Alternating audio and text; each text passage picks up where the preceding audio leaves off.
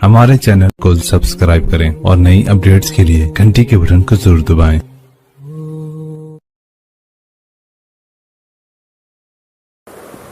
بسم اللہ الرحمن الرحیم۔ السلام علیکم ورحمۃ اللہ وبرکاتہ۔ ناظرین کرام، آپ دیکھ رہے ہیں زمزم گرافی گجرات فائلز، پس پردہ حقائق کا انکشاف۔ اس کتاب کا سلسلہ جاری ہے، آئیے شروع کرتے ہیں۔ ممبئی میں رہ کر تہلکہ کے لیے رپورٹنگ کرتے ہوئے 2008 میں ممبئی کے انکاؤنٹر پولیس افسر دیا نائک سے میری ملاقات کئی موقعوں پر ہو چکی تھی۔ دیا ایک بڑا ہی عجیب کریکٹر ہے۔ آخری بار میں نے معلوم کیا تو پتہ چلا کہ وہ مجھ سے اس لیے بات نہیں کرنا چاہتا کیونکہ میں نے گجرات کے جمال صادق فرضی انکاؤنٹر معاملے میں مبینہ طور پر اس کے شامل ہونے کا تذکرہ کیا تھا۔ ایک زمانے میں دیا نائک اور پردیپ شرما دونوں ممبئی کے سب سے قد آور پولیس افسر ہوا کرتے تھے، یہاں تک کہ فلم ساز رام گوپال ورما نے اب تک 56 نام کی فلم انہی دونوں پولیس افسروں کی زندگی کو سامنے رکھ کر بنا ڈالی۔ ان کے قصیدے پڑھے جاتے تھے، سماجی حلقوں میں بڑی قدر کی نگاہ سے ان کو دیکھا جاتا تھا، حتیٰ کہ آخرکار قانون شکنی پر ان کی گرفت ہوئی۔ میڈیا میں دیا کے بہت سے دوست تھے، یا یہ کہا جائے کہ وہ میڈیا کا استعمال بڑی ہوشیاری سے کرنا جانتا تھا۔ وہ بلا ناغہ لوکھنڈ والا مارکیٹ میں واقع پوسٹ کیفے یا کیفے کافی ڈے میں آیا کرتا تھا، جہاں اس کے جم کے احباب اکٹھا ہوتے تھے۔ نائک کو اپنی ریوالور دکھانے کا بڑا شوق تھا، جو ہمیشہ اس کی جیب میں پڑی رہتی تھی۔ 2008 میں اس سے ایک ملاقات کے دوران جب میں اور میرے رفیق کار مکوکا یعنی مہاراشٹر کا دہشت گردی سے متعلق سخت قانون کے غلط استعمال کے بابت ایک سلسلہ وار مضمون پر کام کر رہے تھے، نائک نے ایک بات کہی تھی جسے میں بھلا نہیں پائی۔ اس نے کہا تھا کہ ملک کا سب سے بڑا سیاسی قتل گجرات میں ہوا تھا، جس کا تعلق مودی کے اصل حریف ہرین پانڈیا سے تھا۔ میں نے اس سے پوچھا کہ کیا اس کے پاس کوئی ثبوت ہے، تو اس کا جواب تھا کہ صحافی تم ہو، تم پترکار ہو، تحقیقات کرنا تمہارا کام ہے۔ ہم نے گفتگو کو وہیں چھوڑ دیا۔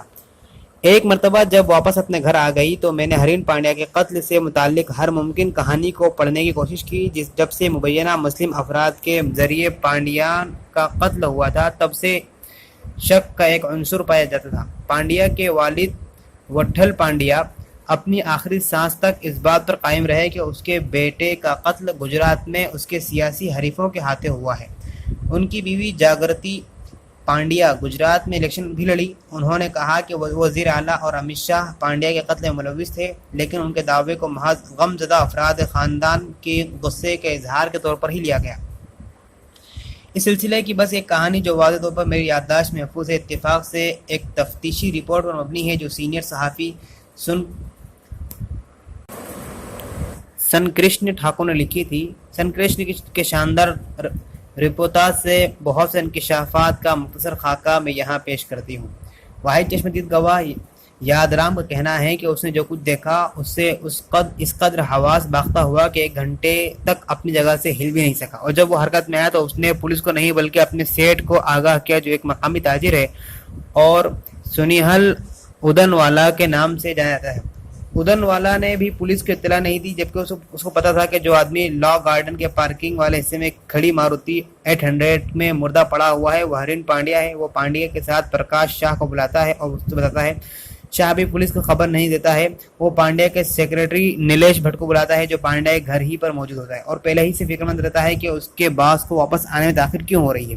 تب جا کر بھٹ جلدی سے لا گارڈن میں پہنچتا ہے اور کار کو تلاش کرتا ہے، اور اس کو کھول کر دیکھتا ہے تو پاتا ہے کہ اس کے باس پر پے در پہ گولیں چلائی گئی ہیں۔ یہ واقعہ 10 بجے کی کچھ ہی بعد کا ہے۔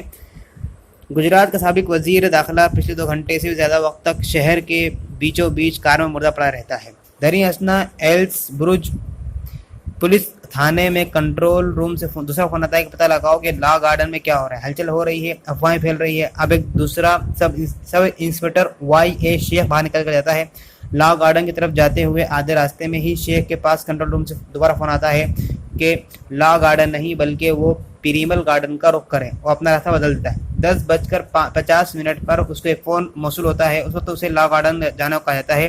وہ 10:54 پر وہاں پہنچتا ہے۔ پانڈیا کو گولی مارے جانے کے لگ بھگ 3 گھنٹے کے بعد اندازہ لگائیے کیا ہوا ہوگا۔ شیخ کا رفیق کار سب انسپکٹر نائک، جو اس سے پہلے لا گارڈن کے لیے نکلا تھا، اب تک موقع واردات پر نہیں پہنچا تھا۔ اس صبح مقامی پولیس کو احکامات کہاں سے مل رہے تھے؟ موقع واردات جس کی دوری 10 منٹ سے زیادہ نہیں ہے، وہاں تک پہنچنے میں اتنی تاخیر کیوں ہو رہی تھی؟ उसी दिन दोपहर को वीएस अस्पताल में किए गए पोस्टमार्टम से पता चला कि पांड्या के जिस्म पर गोलियों के 7 जख्म थे, जबकि उसे 5 गोलियां लगी थीं। उनमें से 5 जख्मों की लंबाई 8 सेंटीमीटर थी, 0.8 सेंटीमीटर थी, जबकि 2 जख्म निस्फ सेंटीमीटर के थे। साइंटिफिक एतबार से ये मुमकिन है कि सतह के खिंचाव और रुकावट की वजह से एक ही पिस्तौल अलग अलग साइज़ के जख्म बना दे। इसका भी इम्कान है कि 5 गोलियां ही 7 जख्म बना दें, क्योंकि गोलियां जिस्म में आर पार हो सकती हैं। लेकिन जिन आज़ाद माहिरीन ने मामले की छानबीन करीब से की, उनका मानना है कि इस केस में ऐसा होने का इम्कान बहुत कम है। दूसरे लफ्ज़ों में कहा जाए कि 2 गोलियों का पता ही नहीं लगा जा सका। पोस्टमार्टम रिपोर्ट के मुताबिक जिस गोली ने जख्म नंबर 5 लगाया था वो पांड्या के फोते पर चलाई गई थी, जो ऊपर चढ़ती हुई पेट की परत को फाड़ते हुए उसके सीने तक पहुंच गई। क्या मुमकिन है कि एक ऐसा आदमी जो कार में बैठा हो, वो पांड्या जैसे 6 फुट से भी ज़्यादा लंबा भारी डील डोल का आदमी, उस पर से मारुति 800 में उस पर फोते के रास्ते से गोली मारी जाए? कोई भी आदमी जिसके फोते पर गोली मारी जाएगी, जैसा कि पांड्या के साथ हुआ, उसका खून बहुत बहेगा। फोता खून के नालियों के पेचीदा जाल का नाम है जो जिस्म की हरारत को कंट्रोल करता है। क्या पांड्या का खून बहा था? हाँ, लेकिन क्या कार में उसके निशानात थे? नहीं। पांड्या के फोते और गर्दन में गोली मार दी गई थी। 2 गोलियां उसके सीने से आर पार गई थी और 1 गोली उसके बाजू से होकर गुजर गई थी। कार को तो खून में लथपथ हो जाना चाहिए था, कम से कम उसकी सीट तो खून से डूबनी ही चाहिए थी। फिर भी फॉरेंसिक रिपोर्टों को गाड़ी में खून का कोई सबूत नहीं मिला था। सिर्फ आगे वाली पैसेंजर सीट पर हल्का धब्बा था और दूसरा चाबी की चेन पर।